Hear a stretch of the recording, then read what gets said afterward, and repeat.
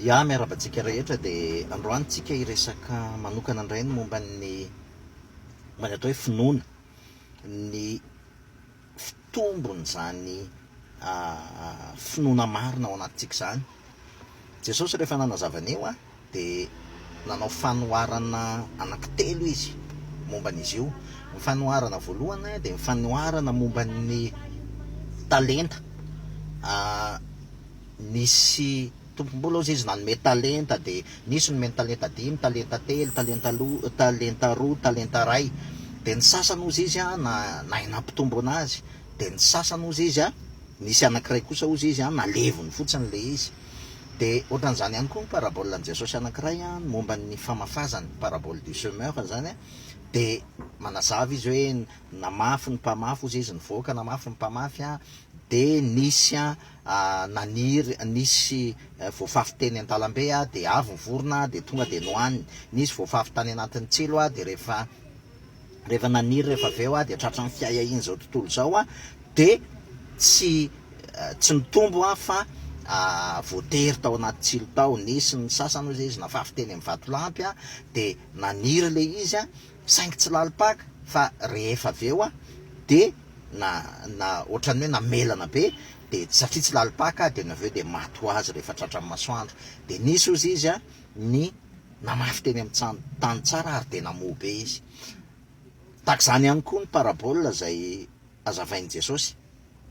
Azavain'i Jesosy momba ny hoe tahaka ny voatsinapy ozy izy nafafy kely dia kely ozy izy ny voan'ny voatsinapy, fa rehefa nafafy le voan'ilay voatsinapy ozy izy dia rehefa avy eo dia naniry dia nitombo dia lasa hazo ngeza be ozy izy ary afaka nialofa ny vorona.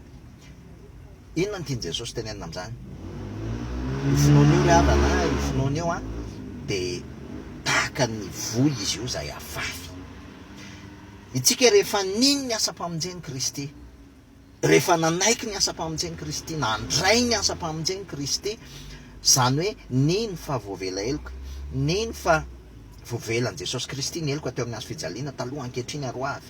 Rehefa niny fa niaraka maty tamin'i Kristy teo amin'ny hazo fijaliana ilay itsika taloha, ary rehefa niny fa tsy isika tsony ny velona fa i Kristy ny velona ao anatintsika, nitsangana tamin'ny maty Kristy, niakatra ao any an-danitra izy ary noho ny avy eo niverina izy tamin'ny alalan'ny fanahy masina dia velona ao anatintsika.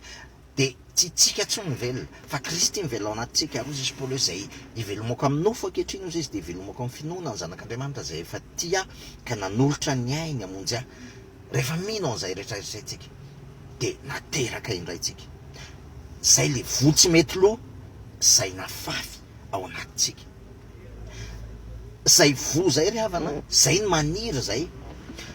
Izao no tadidio itsika olombelona rehetra, na izy tsika na izy, itsika olombelona dia tadidio fa izay teny nifafy tao anatintsika, izay teny nilonatsika, iny ny tsy maintsy miconditionné ny zavatra ataontsika. Iny ny tsy maintsy miconditionné ny zavatra ataontsika iny. Ninninona teny rehetrarehetra izay nambolena tao anatintsika hatramin'ny mbola kely, ninninona fianarana, ninninona zavatra nitezanantsika, dia iny teny iny ny lasa mamola volantsika, ary iny teny ao anatintsika iny ny lasa mahatonga atsika anao akta rehefa avy eo. Rehefa masaka iny rehefa mitombo iny teny ao anatintsika iny dia iny ny lasa mamola volantsika, lasa mitondra ny fiainantsika iny. Raha isaritsaina, raha ohatra ka zaza ny volavolaina tao anaty fitiavan-tena, ny zazakely anankiray dia rehefa normal izy rehefa lehibe raha lasa tia tena.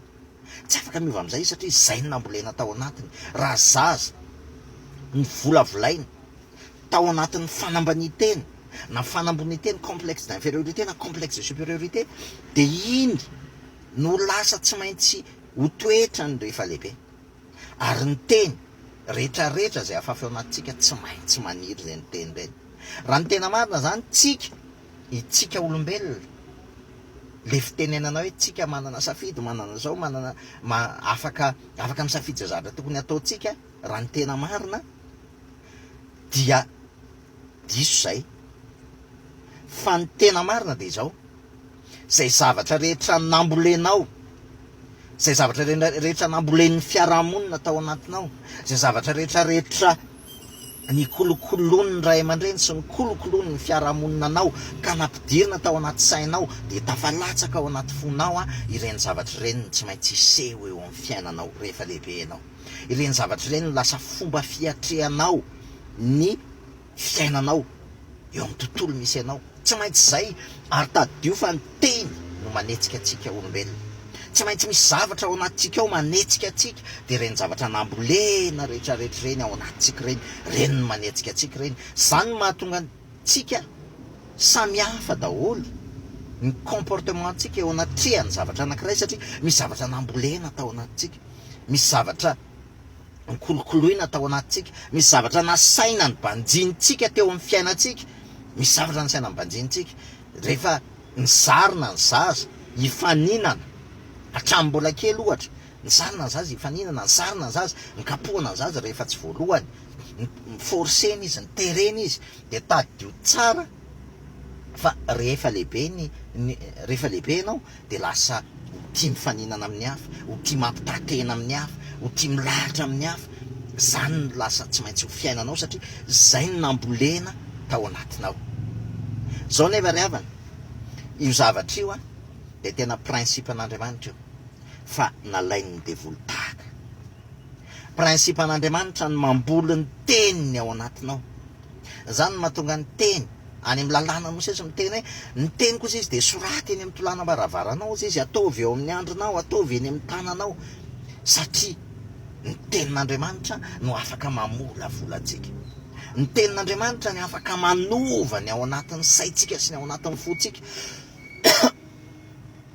Ary izay ny tena mazava dehibe ny miaino ny tenin'Andriamanitra, satria ny finoana de avy amin'ny toriteny, ary ny toriteny de avy amin'ny tenin'ny Kristy. Zay le processus zay.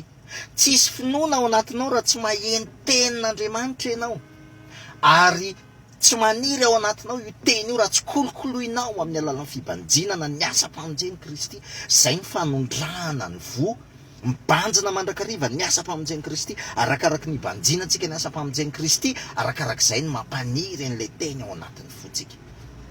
Inona dikan'izany ny havana?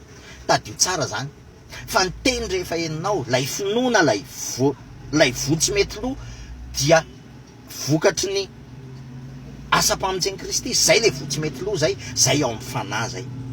Saingy eo amin'ny fomba fisainantsika kosa, zay mahatonga hoe mivaha ny fanavozana ny saina, ny fomba fisainantsika, ny fomba fijerytsika zavatra de efa mivolavolainy zao tontolo zao, efa mipotehany zao tontolo zao, ho lasa tia tena, ho lasa centré amin'ny tenantsika. De inona ny planin'Andriamanitra, inona no processus anamboaran'Andriamanitra an'izay, zay asa-pamonjen'i Kristy zay. Rehefa manomboka amin'izay tsika mibanjina n'io asa-pamonjen'i Kristy io foana, zany hoe manondraka an'ilay vo tsy mety lo, mikolokolo an'ilay voan'ny finoana ao anatintsika, de manomboka memiseho eo amin'ny fiovana amin'ny fanavozana ny saintsika, manomboka memiseho eo amin'ny fiovana amin'ny fanavozana ny saina. Ny dikan'izany ry havana de izao, lay finoana zay finoan'i Kristy, satria tsy atsika io finoana io, zay namboleny Kristy ao anatintsika, zay napetrany ao anatintsika tamin'ny alalan'ny asa-pamonjena zay efa vitany, de mila anjarantsika kosa no mikolokolo an'io, ary mampitombo an'io eo amin'ny say, eo amin'ny amantsika, eo amin'ny saitsika, amin'ny alalan'ny fibanjinana ny asa-pamonjen'i Kristy. Banjiny mandrakariva ny asa-pamonjen'i Kristy, arakaraky ny banjinantsika azy, mampitombo an'ilay talenta zay nomeny Kristy atsika, arakaraky ny banjinantsika ny asa-pamonjen'i Kristy.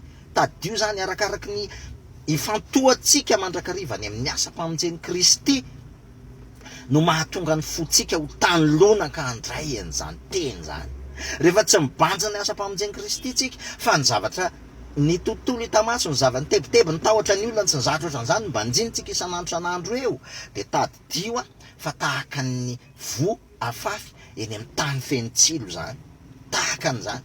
Tsy eto tanolona ka ny fotsika andray sy ampitombo an'izany finoana ao anatin'ny fotsika zany, raha tsy banjintsika isan'andro isan-tsegonda isa-minitra ny asa-pamonjena vitan'i Kristy, medite an'izany asa-pamonjena vitan'i Kristy zany, misaintsaina, mitsakotsako, mandinika an'izany asa-pamonjena vitan'i Kristy zany. Arakarak'izany ry havana no mampitombo an'io farisendahatra marina sy fahatokina zay namboleny Kristy amin'ny alalan'ny finoana io ao anatin'ny fotsika. Ny finoana ozy izy any amin'ny Hebreo any dia fatokina ny zavatra, mifatokina ozy izy izay antenainy. Finoana ozy izy fampisehoana ny zavatra tsy hita, fanehoana ny zavatra tsy hita. Ny finoana zany le havana, zany hoe ilay finoana Jesosy Kristy ilay velona ao anatintsika, izy ny tompon'ny finoana.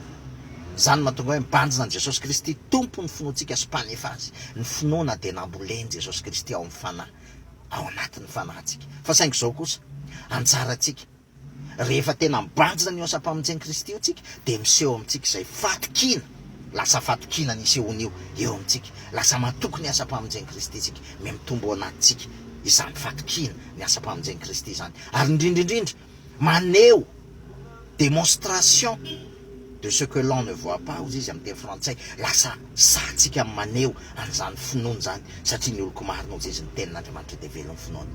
Ry havana, tsy maintsy mbanjintsika tsy miato zany asa-pamonjeny Kristy zany, mibanjina an' Jesosy Kristy tompon'ny finoantsika sy mpanefa azy. Lay vo dia efa nafafy, lay vo tsy mety loha dia efa nafafy ny Kristy tao anatintsika tamin'ny alalan'ny asa-pamonjeny. Fa saingy izao kosa tsy mitombo, tsy miova amin'ny fanavozana ny saintsika, tsy mitombo ao amintsika io raha tsy itsika no mibanjina mandrakariva ny asa-pamonjeny Kristy. Ary io dia mamokatra vo eo amintsika. Arakaraka ny banjinantsika ny asa-pamonjeny Kristy io no lasa mamoa eo amintsika, mitondra votsika.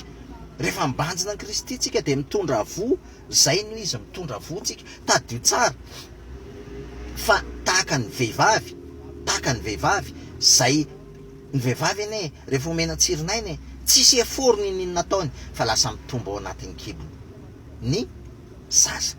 Tahaka izany tsika olombelona, nafafin' Jesosy Kristy ilay finoana ao anatintsika, ary rehefa avy eo arakaraka ny bandinantsika ny asa-pamonjeny Kristy no mampitombo an'io finoana io, ary lasa miteraka asa, miteraka vokatra. Tsy tsika miasa, tsy tsika akory ny miasa, fa ilay finoana kosa miteraka vo eo amintsika, ary ny anjarantsika dia mitondra vo. Ny zavatra ataontsika ao anatin'izay dia tsy misy afa-tsy ny mibanjina ny asa-pamonjeny Kristy, matoky ny asa-pamonjeny Kristy, ary maneho an'izany hatsarana an'izany asa-pamonjeny Kristy zany eo amin'ny fiainantsika, dia mivoninahitra ho an'i Kristy irery any. Amen.